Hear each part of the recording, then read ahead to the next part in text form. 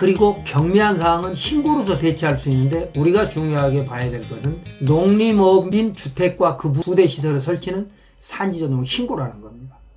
안녕하세요.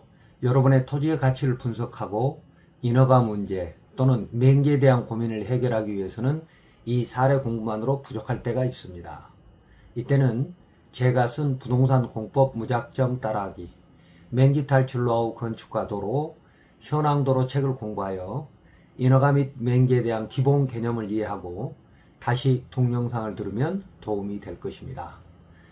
동영상에 대한 질문, 제 책에 대한 질문, 여러분의 부동산 고민 상담은 저희 DDR 부동산 연구원 네이버 카페로 해주시고, 다만 분석 문서가 필요하거나 허가권자 불허 보완에 대해서는 자세한 설명이 필요하므로 유료 상담을 신청하기 바랍니다. 구독, 좋아요, 알림 설정해 주시고 멤버십에도 가입해 주시기 바랍니다. 안녕하세요. DDR 부동산 연구원의 서영창입니다. 이번 시간은 토지가치 분석 사례 중 임야에 건축물 대장이 없는 건축물은 모두 불법인가? 라는 제목입니다. 2000년에 대형 임야를 취득했는데 그 안에 대지가 있고 그 대지 안에 건축물이 몇 채 있었습니다. 그래서 건축물 대장이 없는 건축물도 있어서 이건 그냥 농가주택이려니 라고 생각하고 취득을 하고 지금까지 썼는데, 한 20년쯤 지나고 나니까 지자체에서 그 농가주택이 불법 건물이라고 정확한 의견을 내라고 통지가 왔습니다. 그래서 측량을 해보니까 대지 위에 있는, 지목이 대인 토지 위에 있는 건축물인 줄 알았더니 임야 위에 반쯤 걸쳐 있는 겁니다. 현행법으로 보면 불법 맞죠?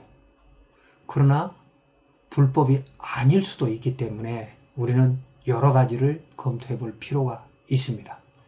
자, 우선 지금 현행법대로 우리가 임야 위에 건물을 지으려면 첫째, 건축허가를 받아야죠. 물론 소규모인 경우는 신고사항도 있고요. 그 다음에 개발행 허가를 받아야죠. 그러니까 임야니까 말이죠.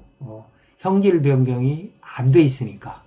그래서 건물을 지을 수 있도록 형질 변경이 된 곳은 지목이 대를 비롯해서 6가지 유사 지목은 형질 변경이 됐다면, 기반시설이 확보됐다면 개발행 허가를 안 받아도 되지만 대부분 기반시설이 부족하거나 형질 변경이 안 됐기 때문에, 더군다나 지목이 임하면 당연히 안 됐겠죠.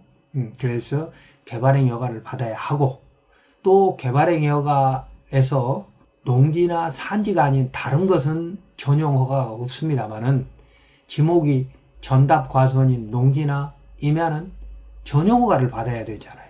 산지 전용 또는 농지 전용 허가를. 그래서 다른 어떤 문제점이 있어서 다른 법령의 제한이 있는 것은 다 제외하고 우선 건축허가, 개발행 허가, 산지 전용 허가 이 세 가지만 놓고 이것이 불법인지 아닌지를 먼저 판단해 보도록 하겠습니다. 현행법으로 보면 지목이 임야 위에 건축물이 있고 건축물 대장조차 없으면 당연히 불법 건축물처럼 보이겠죠. 그러나 예외가 있습니다. 연역법을 봐야 한다는 것이죠. 자, 우선은 건축 허가나 신고 없이 지을 수 있던 시절이 있었습니다. 현행법은 모든 건축물은 다 허가나 신고 대상입니다. 그러나 2006년 5월 8일까지는 비도시 지역에 허가나 신고 없이 지을 수 있던 건축물이 있었습니다. 그 면적은 연면적 200제곱미터 미만이고 2층 이하인 건축물은 비도시 지역입니다. 그는 허가나 신고 없이 지을 수 있었고 준공검사조차도 필요 없었던 시절이 있었다는 겁니다. 그래서 우선 건축법, 연역법을 봐야겠죠. 2006년 5월 9일 날 시행된 건축법과 2006년 5월 9일 전까지 5월 8일까지 적용됐던 건축법 조문을 한번 보도록 하겠습니다. 여기는 지번이 별로 중요하지 않죠. 우리는 이제 불법이냐 아니냐를 따지기 것이기 때문에 우선 이제 그림으로 한번 먼저 본다면, 자, 이 큰 임야 안에 건축물들이 여러 개 있죠. 건축물들이. 이건 이제 비닐하우스처럼 보이기도 합니다만, 이런 건축물 중에 지목이 대로 바뀌어가지고 건축물 대장이 있거나, 대장이 없더라도 지목이 대로 바뀌었으면 문제될 것이 없으나, 임야를 절반쯤 침범하고 있거나, 또는 아예 임야 위에 있는 건축물이 있을 수 있다는 겁니다. 이런 것들은 현행법으로 보면 불법입니다. 그러나 불법이 아닌 경우가 있기 때문에 우리는 순서대로 한번 볼 필요가 있다는 겁니다. 우선 첫 번째, 건축법 연역을 보면요, 2006년 5월 9일 날 개정된 건축법에는 모든 건축물은 허가나 신고를 받으라고 되어 있습니다. 자, 2006년 5월 9일에 건축 허가, 건축물을 건축조는 대수선하고자 하는 자는 시장, 군수, 구청장 허가를 받아야 한다. 이렇게 되어 있습니다. 그런데 그 이전 건축법은 어떻게 되어 있느냐? 건축 허가 한번 보겠습니다. 이렇게 되어 있습니다.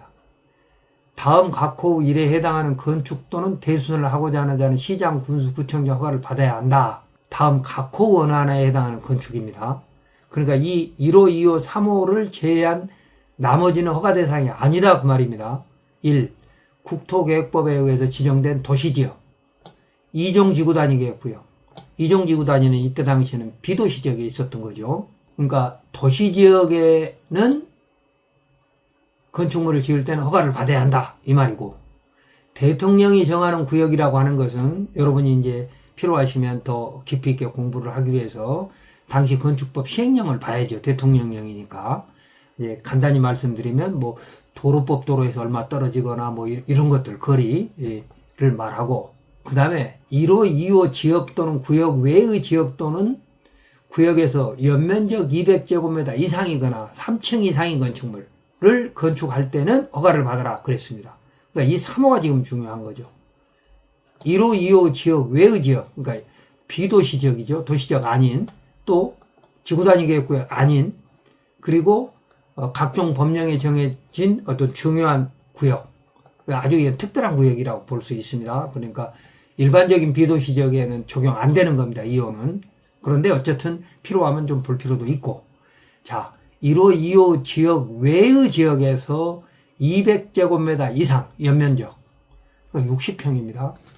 그 다음에 3층 이상, 그러니까 2층 이하, 2층까지는 허가 없이 지을 수 있었다는 겁니다. 이게 법조문 이렇게 해석이 돼야 되는 겁니다. 그렇기 때문에 그러면 당시에 2006년 5월 8일까지 적용됐던 건축법에 그러면 허가 아니면 신고사항이 있을 거 아닙니까? 신고는 이렇게 되어 있습니다. 8조 규정, 앞에 허가 규정입니다. 해당하는 허가 대상 건축물이라 하더라도 다음 각호에 해당하는 경우에는 신고를 함으로써 허가를 받은 것으로 본다라고 되어 있습니다. 그러니까 허가 대상 건축물만 건축 신고를 제한하고 있다는 거예요. 신고로 완화하고 있다는 겁니다.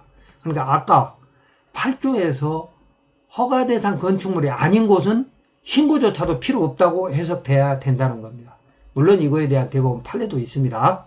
자, 그래서 건축 허가나 신고 없이 2006년 5월 8일까지 비도시 지역에는 200제곱미터 미만이고 3층 미만 2층 이하인 건축물은 허가나 신고 없이 그냥 농지전용, 산지전용만 하고 허가를 받을 수 있었다는 겁니다.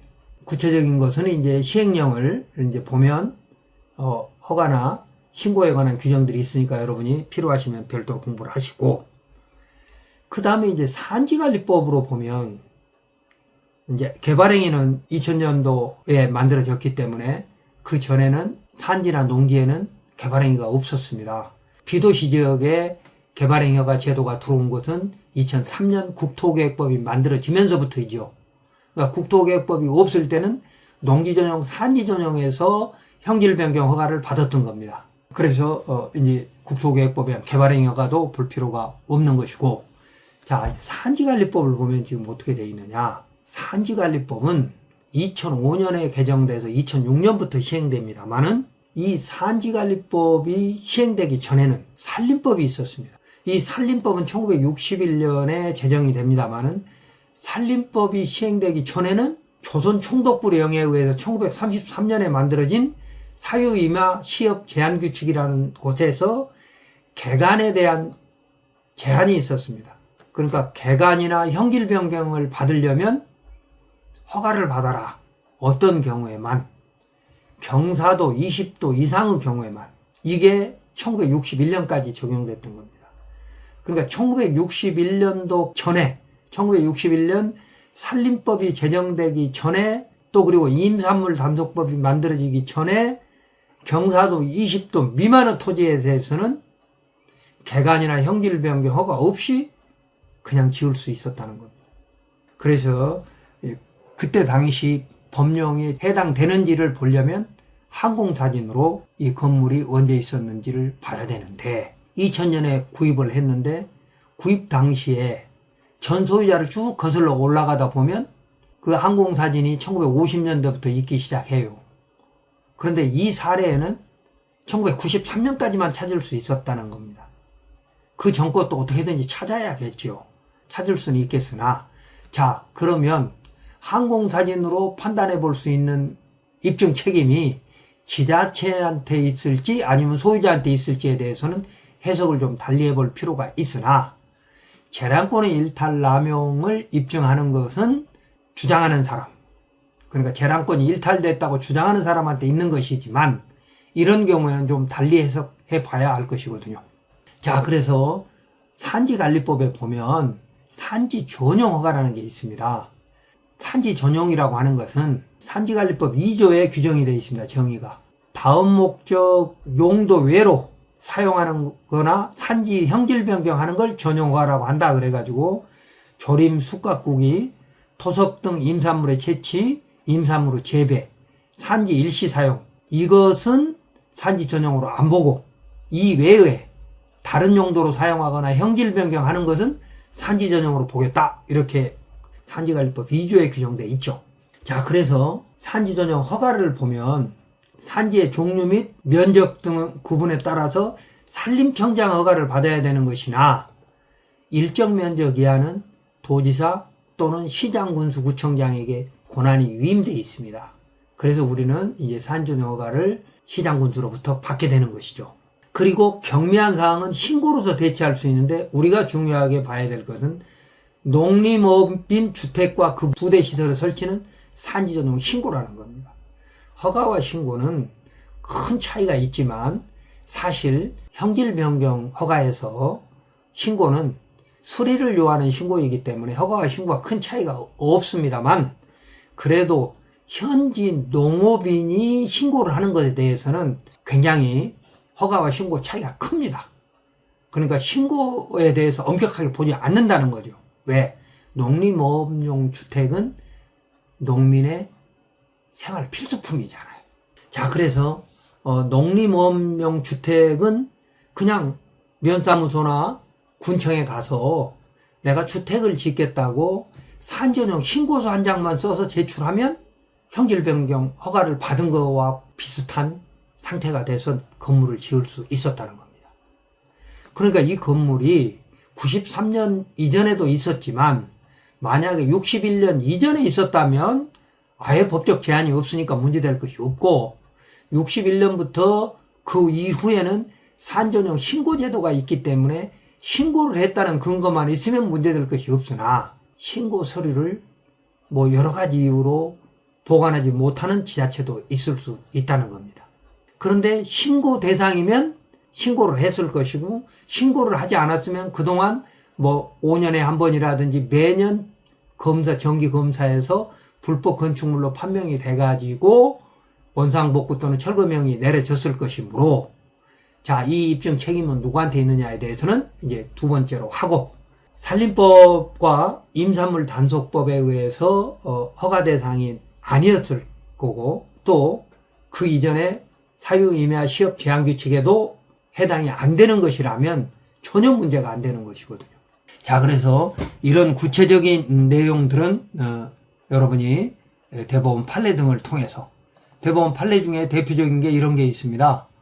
불법 펜션으로 지어진 건축물에 대한 처벌사항을 판결하는 판결문에 보면 이런 내용이 있어요. 원심 판결 이유 및 원심이 적법하게 채택한 증거 등에 의하면 이 사건 토지에 신축된 건축물은 연면적 150제곱미터 이내의 농가주택으로서 구건축법 구역에서 연면적 200제곱미터 미만 3층 미만으로 지어진 건축물에 해당하여 구건축법에 따르면 허가나 신고가 필요 없고 사용 승인도 필요 없어서 이를 불법 건축물로 단정하기 어렵다 라고 대법원도 유권 해석하고 있거든요. 아까 건축법, 연역법에도 봤지만 허가나 신고도 아니고 사용 승인도 필요 없던 건축물이 있었다는 거죠. 자, 그래서 이런 건축물에 해당되는지에 대해서 여러 가지 자료를 가지고 그러니까 전 소유자가 혹시 산지전용 신고를 했는지도 확인해 볼 필요도 있고 항공사진을 통해서 찾아볼 필요도 있고 만약에 그렇지 않으면 이건 이미 7년이 지나면 산림법 위반에 대해서 지금은 산지관리법 위반에 대해서 형사처벌이 있는데 이제 공소시효도 사실 지났거든요. 수십 년 됐으니까 93년 당시에도 있었으니까 벌써 몇 년입니까? 30년이 넘었지 않습니까? 그래서 이런 건축물에 대해서는 보다 더 전문적인 해석이 필요할 것이나 불법 건축물은 아닐 가능성이 높다라고 판단됩니다. 그리고 이런 건축물은 양성화 제도가 있었습니다. 양성화가 그래서 산림법 95년 6월 23일에 개정된 산림법 9조에 보면 이렇게 되어 있습니다. 산림을 5년 이상 계속해서 농림어업용 주택 및 거주용으로 이용하고 있는 농림어민은 이 법 시행일로부터 1년 이내에 시장 군수에 신고할 수 있다. 그러니까 신고를 안 하고 지어진 건물도 5년 이상 농림어업인이 사용했다면 신고를 하게 되면 양성화를 해서 합법 건물로 만들어 주겠다는 겁니다. 물론 진입로 이런 부분까지 양성화 될 수는 없지만 건물은 양성화되고 그 건물 대지도 지목을 변경할 수 있었다는 겁니다. 자, 그래서 이번 사례는 임야에 건축물 대장이 없다고 해도 모두 불법은 아니다. 그래서 이런 제가 설명드린 절차에 따라서 판단을 해볼 필요가 있다는 것입니다. 저희 연구원에서는 토지 가치 분석, 인허가, 맹지 탈출에 대한 500여 개의 동영상을 올렸는데 앞으로는 보다 전문적인 내용을 분석하여 멤버십에 올리도록 하겠습니다.